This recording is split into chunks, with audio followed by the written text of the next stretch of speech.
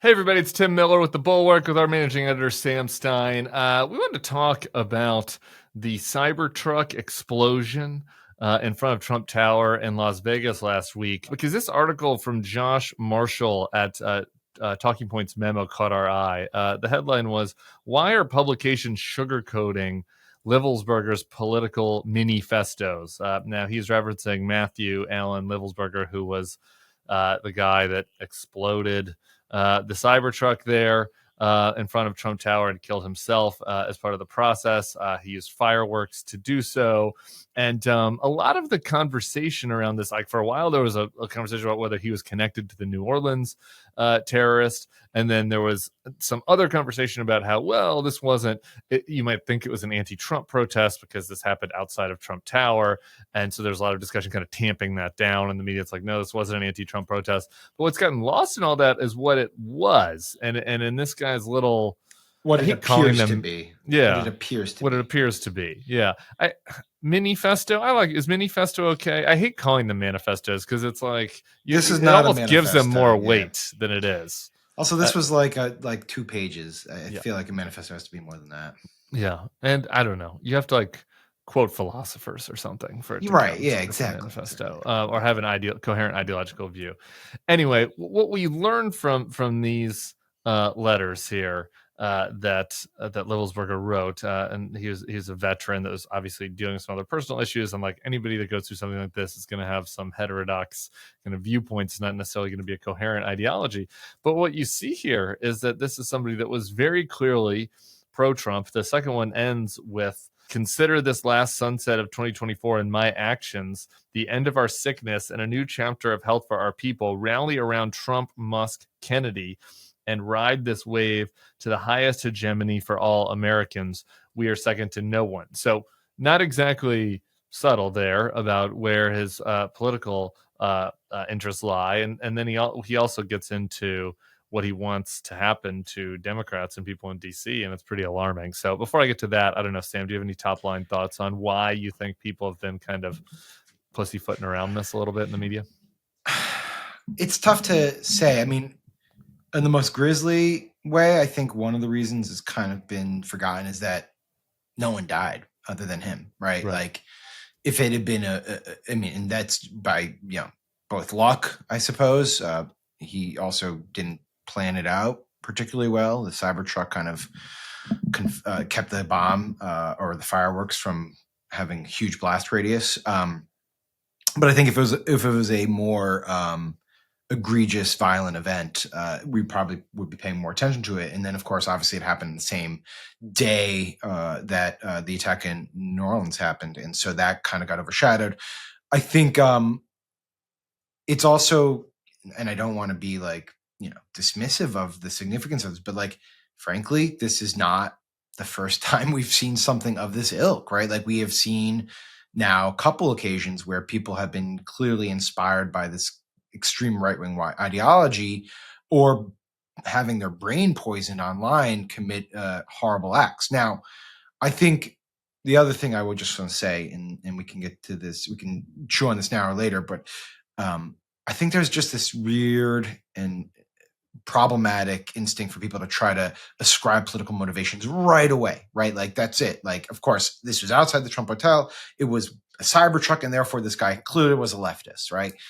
And it's obviously that these things are incredibly complex, and trying to figure out political motivations is really impossible and probably not something we should be doing. Our colleague Will Selber has a piece up just now. I mean, the real story here is that this is a veteran who did not get the care he needed. And something happened both in New Orleans and here in which our institutions for caring for veterans let these people down, and they turned to extremism and violence. And that, to me, is the main story. And I will get to the people who try to make political hay out of this stuff later. But to me, that's the main story. Yeah, well, I look forward to reading Will's piece on this because he is really thoughtful on what's happened with our veterans and the fact that in a lot of these cases, these are people that dealt with trauma due to the wars. I'll say to your point about the instinct to always ascribe political motive, and like and how in this case it was this instinct initially to point that this was some kind of left wing violent sort of protest. it's a little bit darker than you say, right? Because in the one element, there's like a news gathering instinct, right? That like people want to like to be the first person to get all the retweets that like say, oh, like we know this. Okay, but there's something darker than that. There's a like within many people who are super engaged online in politics, there's like a desire anytime there's a tragedy, like the first initial reaction is not to think about the victims or to think about like, is there some fundamental structural thing that needs to be changed, but can I use this as like the latest cudgel in my little online political war, right? And if the perp did something bad, then I can. And there was this like clip from Fox on the 5 that I thought was very telling recently. Jessica Tarlov, I saw the token Democrat, right? She was like bringing up the stats, and she was saying, "Look, since 9/11, like in these terror-related attacks, however the FBI defines that, you know, it's like there was X number were white supremacists, far right, Y number were radical Islamic terrorism, and then some smaller number were these other, you know, kind of niche radicalization things." And to me, like the natural response to that is yes, like we should oppose radicalization in all its forms. Like this is bad. You can see how people getting radicalized online leads to a real world hurt. Right. But instead, the panel like heard that and was like, whoa. I don't know. Your numbers might be juiced there. You have 134 killed by far right wingers, 107 killed by jihadists, 17 killed by misogynists or incels, 13 killed by black separatists or nationalists, and 1 killed by killed by gang members. I mean, that's got to be on the list. Okay, That's a phenomenal by illegals. You know, let's add to the list. Those are I wonder how many of those killed by white supremacists were killed in prison. The white supremacist number can't be that high. You're underdoing. You're not counting the Muslim number. You're not counting the Antifa number. It should be higher. And it was like their natural. It's like a score tally. Yeah, it was like their natural instinct was like to defend their side, like the way I would defend Jokic in an MVP debate with Giannis or something. The fact that they felt instinctually that they had to like take sides with the way the supremacist is like problematic in its own right, obviously. But the whole keeping score shit is really, it's disgusting. What got me with this Las Vegas incident was Eric Erickson, who I mean, look, whatever. I'm not gonna like get into it. He did call me a partisan hack the other day. It stuck with me. I'm deeply hurt by it, and I've held on to it. Okay, well, since he called you a partisan hack, I'm sure what you're about to read shows how unbiased and judicious he is. I actually don't mind Eric, but he did take a swipe at me. Anyways, so after this Vegas thing, I mean, he comes out and he's just like, "Look, I'm guessing we'll learn more about the incident in Las Vegas, and we'll find out MSNBC lost another viewer in that attack. Far more likely to be a progressive poisoned by MSNBC who'd rent a Tesla Cybertruck and drive up to a Trump hotel than an ISIS sympathizer." In fact, it was neither. It was neither. It was just someone who clearly was suffering, a veteran of our country, clearly suffering. Also, if these manifestos are to be believed, felt like, he was carrying out some sort of deranged mission on behalf of Trump, Musk, and RFK Jr. And like, I've yet to see Erickson put out a correction to that tweet or acknowledge it. I don't expect he will, because that would be, a lot of introspection. But my main point is like, let's just get out of this. Just really quick. It wasn't just one tweet. He sent a second one, given it was Tesla. I'm assuming the nut job was broken by the election. Sent another one. Crazy people doing crazy things often sound off a hyper progressive person poisoned on the well of anti-Trump rhetoric. So decided they wanted this symbolism. And look, there's plenty of people who are doing this is like imagination, like though, like he created it's like fan fiction. It's like terrorism fan fiction. And you kind of think he probably hoped that it would be the case. And my point is just like, obviously he did. My point is not to pick on him, because I think a lot of people are doing the same stuff. My point is to and this happens all the time, just slow down. Like, you don't need to make your points within 5 minutes of the attack happening. You don't need to try to make political hay out of it. These things are always way more complicated than you imagine. And in fact, all this stuff, including New Orleans, we assumed right away that the guy had crossed the border. No, it had not been the case. Then we were like, well, he was radicalized by ISIS. And yes, he had an ISIS flag, but it's more complicated than that. He clearly was deranged. I mean, he might have been personal problems. James Carville was on CNN that night. He's like, I'll bet you this was a guy that was having sexual issues. And at the end of the day, it's just my theory, and I'm going to be right 80% of the time. These people have some kind of sexual problem. I think that most of them are incels. It's always people that aren't having sex, which is a ridiculous thing to say. But it's like James actually was closer than most of the other people popping off. Like it turns out, he didn't cross the border, but it might have been sexual. Anyways, his wife certainly was unhappy. His ex-wife.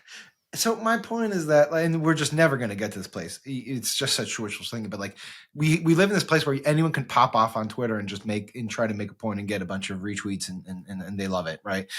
This is not. That's wrong. Like you should just chill out. But we'll never get to that place because we live in a freaking dystopian hellhole. One last thing on this, because I think Marshall was implying something even. What do you think Josh was saying in that piece? Here's what I think Josh is saying, implying, was that the media, that this is part of the pre-surrender. I think that Josh was implying this was part of the conversation ongoing conversation we've been having about, Gates going down there and Bezos doing the Melania documentary and Zuckerberg, putting his hand over his heart for the January 6th national anthem at the Mar-a-Lago poolside, right? Like that there's this thing happening where people don't want to deal with the Trump bullshit, don't want to be targeted by the incoming administration, are keeping their powder dry for the time being. And that this is another one of those cases where it's like, okay, well, we're not going to make a big deal out of the fact that this guy is a Trump supporter because why? Like draw attention to it. Right. As you said, only one person died. And that it is a kind of a subtle bias towards being protective of Trump. And we should just say, like, the one other thing that he highlights in this is, like, look what this guy was writing. Lock the highways down with semis around D.C. Hold until the purge is complete. Be prepared to fight to get the Dems out of the government and military by any means necessary, et cetera, right? So, like, it was a very clearly partisan effort to try to inspire partisan anti-democratic violence. And, like, and we're just sort of like shrugging at it. Yeah. I understand what Josh's point is, and there probably is something to that.